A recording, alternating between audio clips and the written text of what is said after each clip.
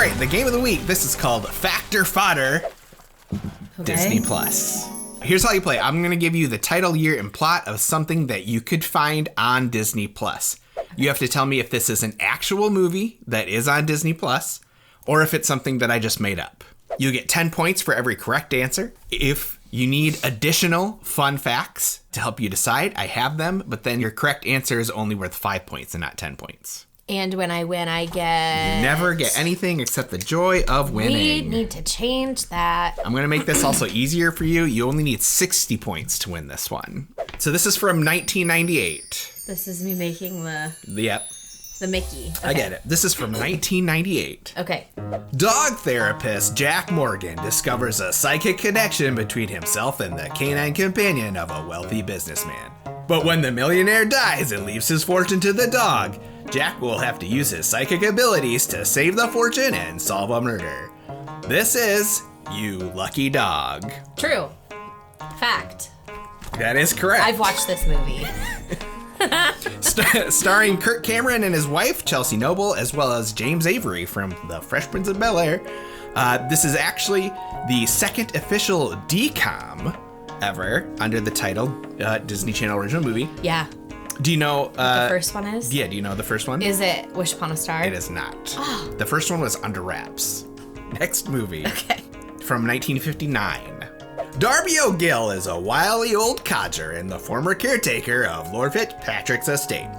Seeking a pot of gold, Darby O'Gill has to match wits with the king of the leprechauns, who helps him play matchmaker for his daughter and the strapping lad who has replaced him as caretaker.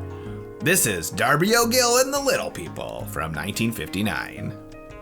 I'm going to say Fodder because in 1959 they wouldn't have said Little People. I'm sorry, that is a real movie. Really? Real movie. Okay. Fun facts, the actors who played leprechauns were not given any screen credit, nor did Walt Disney allow them in any material to be published about them in the marketing. Disney's intention was to give the illusion he was using real leprechauns for the movie. Now, I will let you know. Were they? They were not little people. They were average-sized people who were shrunk down. Also, Sean Connery plays the strapping lad 3 years before he went on to play James Bond in Dr. No.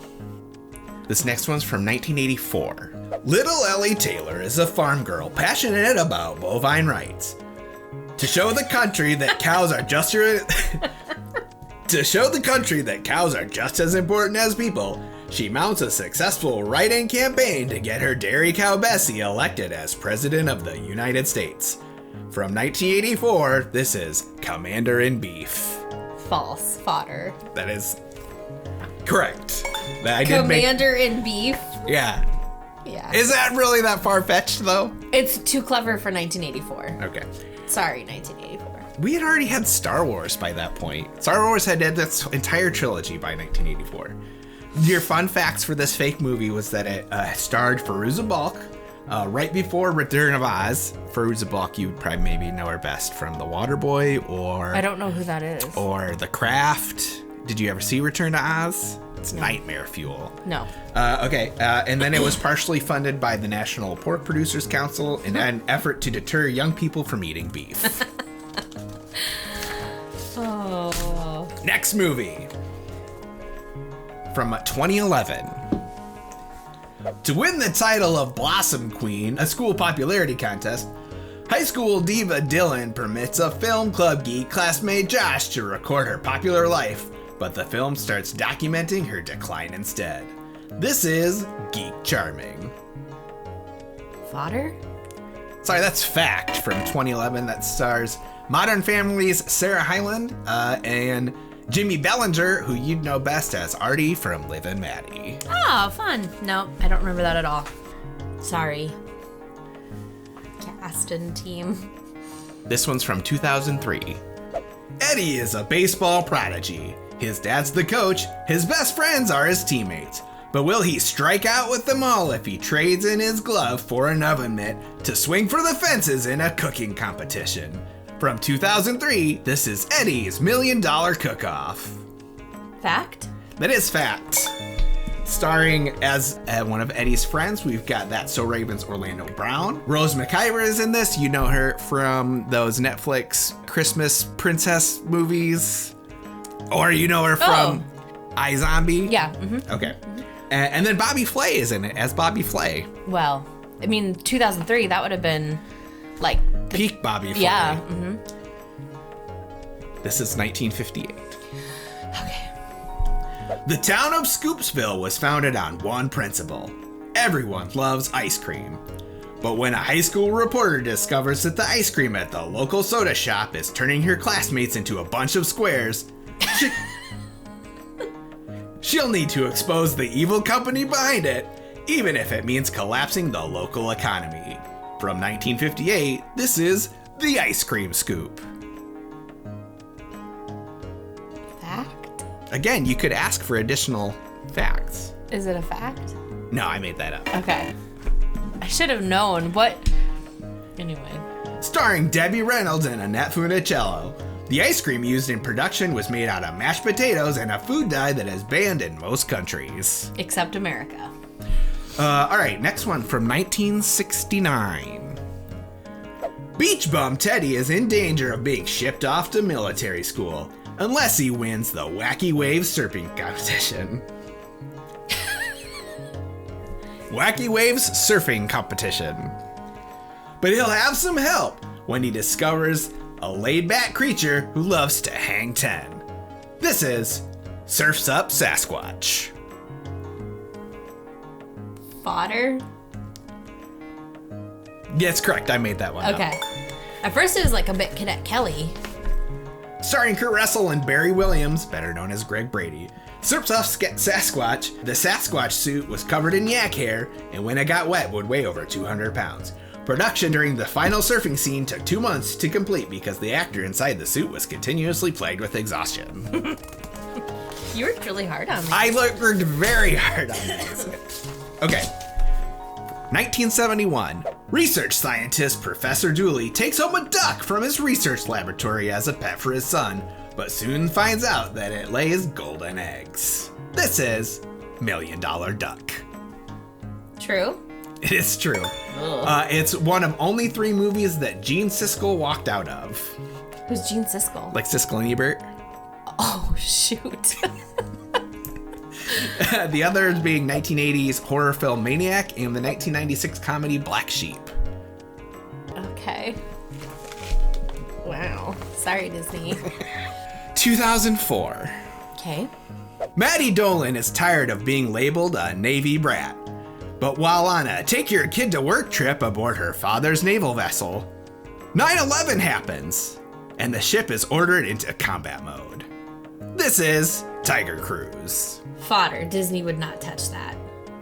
How confident do you feel about that? Disney made a 9/11 movie in 2004.